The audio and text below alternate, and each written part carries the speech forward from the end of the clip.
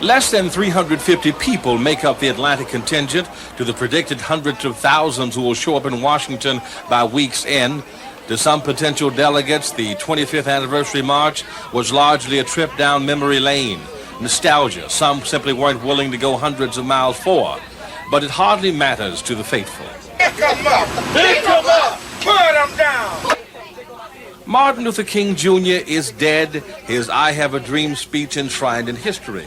But most view this march not as homage to the past, but an affirmation of the current civil rights struggle. I think it is alive in me. I think it is alive in a lot of young people who are with us on this trip.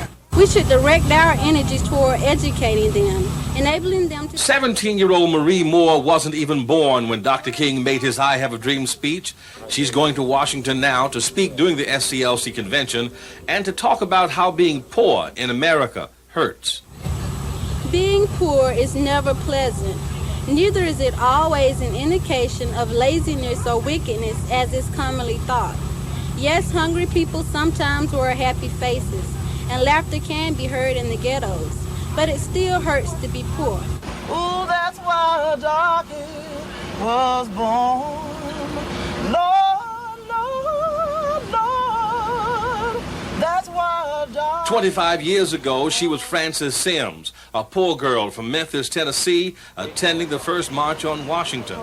Now she is, like others, a very different person, yet committed to the same cause. Now with a new name, Washira Ajanakyu, and a new song. Everybody else creates, manufactures, and produces for their family and makes it. Why can't we do it? Why can't I say I am? Why does everybody else have to be an I am and I have to always be the people who help them? Of course, a great deal has changed, and the surest evidence of that change is these many hundreds of miles between Atlanta and Washington, D.C. Tonight, I can stop here in Greensboro, North Carolina, and use the telephone or bathroom or even sit at the lunch counter. But this year's March on Washington is simply not about the right to sit at the lunch counter, but to increase the number of people who sit there, or even possibly the number of people who own the lunch counter. You can't find anything we create, produce, or manufacture. We live in another world that is subservient to the real world. And changing that will be the top item on this year's agenda. On the way to Washington, Ron Saylor, Channel 2 Action News. Kicking indoors. Arresting suspects in Newton and Rockdale counties. A presidential task force of local, state, and federal officers raiding what they're calling a multi-million-dollar southeastern United States cocaine operation. That's connected with the state of Florida, North Carolina, Alabama, Mississippi, all the surrounding states here with the state of Georgia. Among the homes officers seized this morning, this home on Pleasant Hill Road in Rockdale County. It includes a pool and a tennis and basketball court. Vehicles seized include a Mercedes and a Porsche.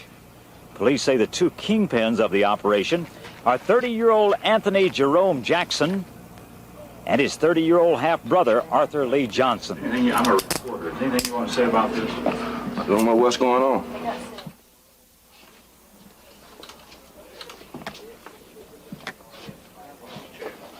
Mr. Jackson, if you'll take a seat there, please, sir.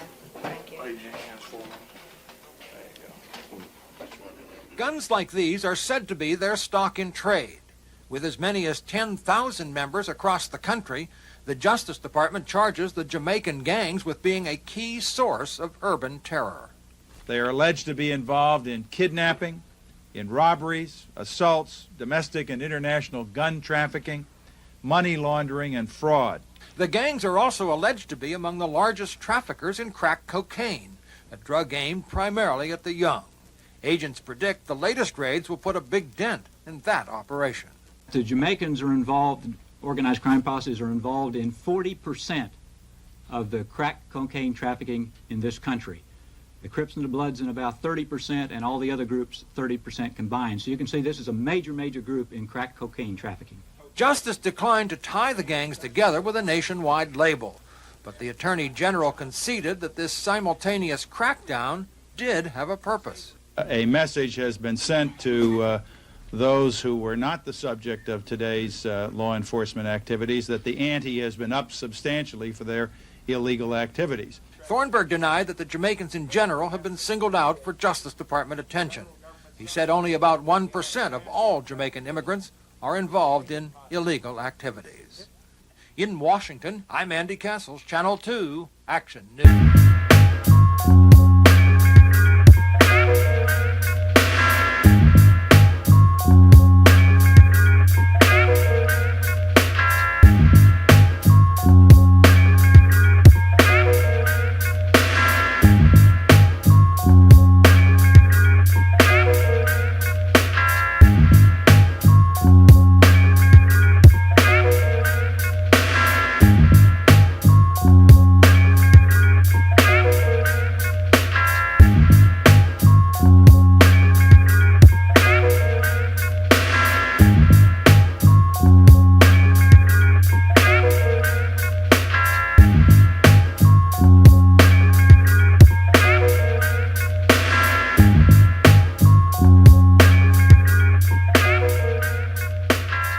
First, Atlanta police watch from the outside. This is police surveillance tape said to show members of a crack cocaine gang on Ann Avenue in East Atlanta. Then, months later, agents from the drug gang task force saw the inside of the operation. Most, we're told, are Jamaican or Guyanese and face deportation after serving their sentences. U.S. Attorney Bob Barr says the case marks the first time here several members of a crack gang have been convicted together in federal court. There obviously are others out there. Exactly how many, we would not want to say, but they're obviously out there. This does not mean that we have eradicated the drug gang problem here in the Atlanta area. Far from it. What it does indicate, however, is that we have the capability to identify them, to take them down, and to get convictions. This is one of the weapons the law is trying to use, a telephone. This one is a toll-free drug gang hotline ringing into the Russell Federal Building. And according to what we're told, lately the hotline has been hot. Closely to 50 calls a day. It's been ringing off the hook, literally. Barr says he believes the jump in call started the same night that Channel 2 broadcast Crack Attack. I hate what the drugs have done to me. I hate the drugs. See, if it wasn't for the drugs, the job I had, I was making plenty of money. I would have never bothered nobody else's stuff.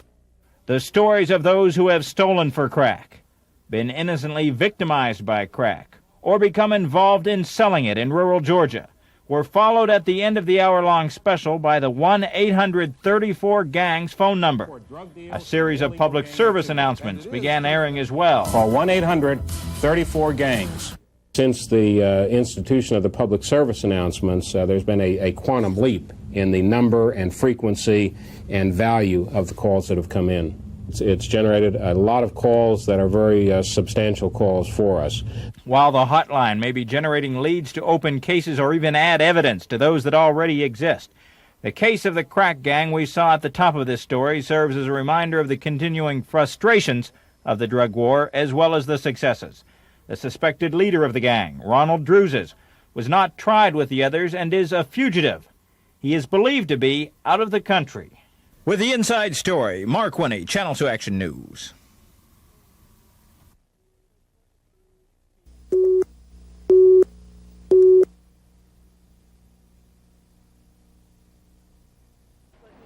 The story involves the cocaine pipeline that runs from Miami north. This time, the end of the line was in Riverdale, where 4 people were arrested, 1 from Atlanta, at least 2 from Miami. Along the way, 11.5 pounds of suspected crack cocaine was seized. To my knowledge, that's the largest seizure of crack cocaine, which was destined for distribution in the Atlanta area to this point. How many pieces of crack, roughly, would that be? Would we be talking about thousands of pieces of crack? Well, obviously it can be broken down, and once you start breaking it down into the rock form, which is basically smaller chunks, yeah, it could be many thousand pieces of cocaine. Powdered cocaine has become increasingly common in loads that size or much larger. What is unusual around here is for police to find it already in the smokable crack form in that quantity. According to accounts in federal documents, a rent-a-car from Miami was stopped on traffic charges by the Crisp County Sheriff's Department, and the suspected crack was found under a seat. DEA says it learned the names of the folks for whom the load was intended in the Atlanta area. A DEA state and local task force undercover agent set up a meet for late yesterday, leading to the arrests. In custody are Willie Bain, said to be from Miami, Irvin Lewis Fillmore, Miami, Sultan Abdullah, a Statesboro address is listed, but we're told he's believed to have Florida ties, and Mark John Fowler, Atlanta. Close to 2 hours later, another small gathering not far away for the announcement that Sheriff Langford had been indicted. Those who take an oath of public office, and particularly when that public service entails enforcing the criminal laws, enforcing people's freedoms, you have to be ever mindful of maintaining the integrity of that position and personal honesty in all of your official dealings. And if you don't, then we consider that the most serious violation possible. The 27-count indictment involves L&G Catering, the food service contractor at the jail, and payments its principal owner, Jack LaCroix, allegedly made to the sheriff between fall 1985 and August 1988. Langford faces several counts of extortion, as well as attempted extortion and filing false income tax returns. Langford was said to be in Crawford Long Hospital with kidney stone problems and unavailable for comment. However, last year, after Channel 2 broke the story of the federal investigation, he told us this. Have you done anything improper or illegal concerning the jail or any contracts pertaining to the jail? No, I have not. Not at all. The feds allege Langford attempted to extort $5,000 in May of this year, which was months after that interview. The case was worked by both the FBI and the Internal Revenue Service. With the inside story, this is Mark Winnie, Channel 2 Action News. On the same day as opening ceremonies for the new jail his department runs, allegations are unveiled against Sheriff Richard Langford that, if proved true, could conceivably send him to jail. How do you feel when another prominent local law enforcement official is accused of this kind of thing? Well, it's very distressing. One really hates to see it, especially when you know the person personally. But that doesn't change the fact that the case has to be prosecuted if the evidence is there. The charges involve the food contract at the jail awarded to a company called L&G Catering. Langford is accused of inducing L&G through principal owner Jack LaCroix into making several payoffs. Any way we can get in touch with your father? He's out of town till Monday. Has he told you whether or not he cooperated with the government? I couldn't tell you.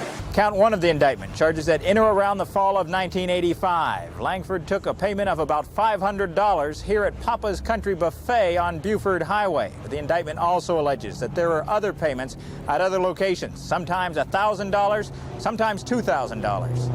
Other locations where Langford allegedly received the L&G money include a downtown hotel, a local truck stop, the kitchen at the new jail, even Las Vegas.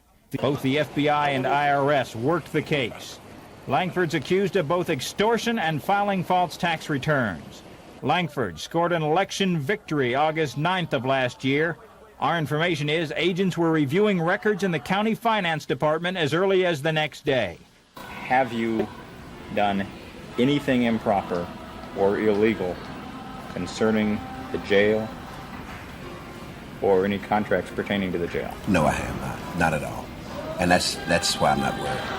That was September '88. The sheriff is accused of attempting to get payoffs at least twice after that, as recently as May of this year.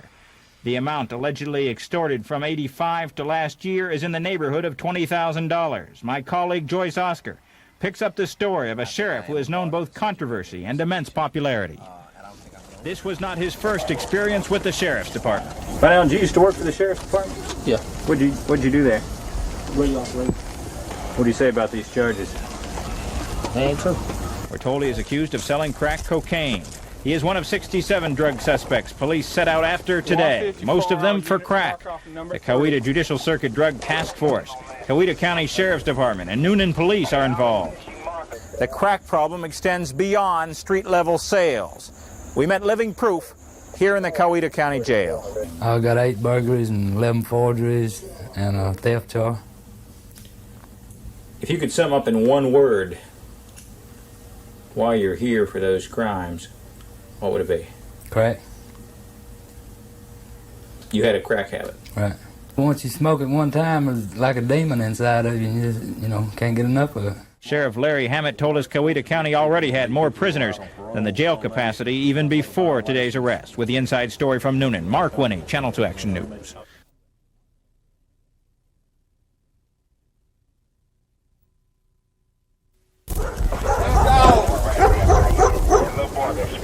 covering Coweta County communities on the lookout for drug suspects. They say you sold cocaine. I ain't sold nothing, man. I ain't got nothing to say. Now, you made an undercover buy from this fellow last year, is that correct? Yes, sir, I sure did. What kind of buy did you make? I bought cocaine from him in the same apartment complex. The Coweta Judicial Circuit Drug Task Force, Coweta County Sheriff's Office, and Noonan Police hit the street looking, we're told, for more than 6 people for whom arrest warrants had been issued. Agents said there had been about 82 undercover buys. We had 5 other than crack cocaine. I've done just about every drug there is, and it's the worst one I've ever seen. Joseph Anthony Smith is living testimony to the kind of trouble crack can bring to a community. He was in the Coweta County Jail weeks before today's roundup. An official says he faces 11 counts of burglary. If you could sum up in one word why you're here for those crimes, what would it be? Crack. You had a crack habit. Right. I don't know, once you smoke it one time, it's like a demon inside of you. You just, can't get enough of it. Just got to have more and more. Getting suspects off the street is only part of the problem. Right now, jail's not a deterrent. We have no effective deterrent to crime in the state of Georgia. You get sent off 10, 20 years on drug violations, you don't make any time. We're seeing people that we've sent off here, enraged just like what we're doing today, get 10, 12 years back on the street, 7, 8 months. With the inside story, Mark Winnie, Channel 2 Action News.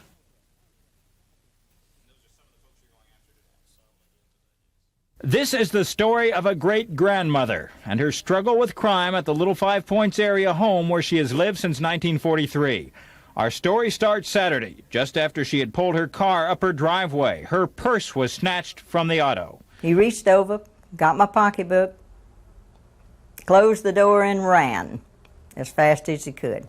This was not the first time her purse had been stolen just outside her house. She says it happened last year, too, when she was on the front steps, and that time she fell and required stitches to her forehead and lip. But when this weekend's incident happened, this great-grandmother decided she was going to do something about it. As she tells it, she got into her car and went looking for the thief. The great-grandmother asked us not to use her name or show her face because she fears retribution. Cab Avenue. Now, let me ask you, what were you intending to do? Just to see if he still had my pocketbook. You were giving chase to yes, this I was purse giving thief. chase. Now, if I may ask, how old are you? 77. And how tall are you? 5 foot if I stretch. And what did you intend to do to and this I fella? weigh 110 to 15 pounds. What did you intend to do to this fella if you caught him? Well, if I could, I was going to run over him with my car. Says she spotted the suspect on Decay Avenue, but decided not to try to stop him herself. She says she saw a police car and flashed her lights until the officer pulled over. She reported what happened. I told him there was a set of car keys to my car, and he might come back. I remained home all night, watching my car about every 5 to 10 minutes. We are showing you an empty garage because that night her car was stolen. She says she heard it going down the driveway and called 911 shortly after midnight. Crime prevention specialist Juanita Smith says there are steps elderly people can take. We encourage them to use the buddy system. 4 eyes are better than 2 or 6 or 8. Our great-grandmother says she always tries to be cautious, but she's always very independent, too. Mark Winnie, Channel 2 Action News. All these guys right here. All right, let's do it, Steve. Let's do it right here. Get that call right there. A cold night for a crackdown in Covington. On the ground. Hands out. Left behind your head. Behind your head. You have the right to remain silent. Anything you say can and will be used against you in a court of law. You have the right to have an attorney present now anytime during question. Do you understand your rights? Yes, sir. What do you have the gun for? I got enemies. Is it from the crack business? No, I don't sell crack. Where did you find it? He dropped it on the ground right by where he was placed on the ground. Covington police teamed up with members of the DEA state and local task force for these busts. Some were based on alleged undercover buys. Have you sold any crack? No. Never? No. In addition to 11 arrests here, officials found suspected crack cocaine. Dog found this? His dog found this. Whoa. According to what we're told, this is part of a bigger enforcement picture, details of which would unfold hours later at the Russell Federal Building. We have tried in the federal government for a number of years to focus in on a certain level of the traffic. But there's just so many trafficking groups out there operating now that we've got to focus in from a strategic standpoint in that regard. Ron Caffrey, DEA's agent in charge here, took the stage with a battery of officials from state and local agencies to announce Operation Clean Sweep. Over 2 months, the DEA says more than 40 agencies were involved. The official arrest tally, more than 2,600. Weapons seized, 229. Assets seized, more than 4 million. The feds say more than 500 pounds of cocaine was taken and almost as many pounds of pot. The thrust of all this is supposed to be coordinating information. The drug war is so great and the problems are so big that nobody will be able to continue to try and hold turf and not work with his neighbor. Between Fulton and George high schools. We don't want any more rivalries. We just want to be peace. We want to have peace. We want to stick together, help one another, be strong. Today's picnic was a far cry from last month when 100 students walked out of Fulton High in protest of plans to shut down their school. Because we want to make this merger go as smoothly as possible without any kind of disputes or without them saying, we didn't try. We're hoping to stop a lot of fights and violence that might occur when they don't know each other, So now they have friends going into the different kinds of schools instead of just not knowing anyone. Even high school alumni showed up at the party just to show support for the students and their newfound harmony. Harmony that will hopefully last for future generations to enjoy.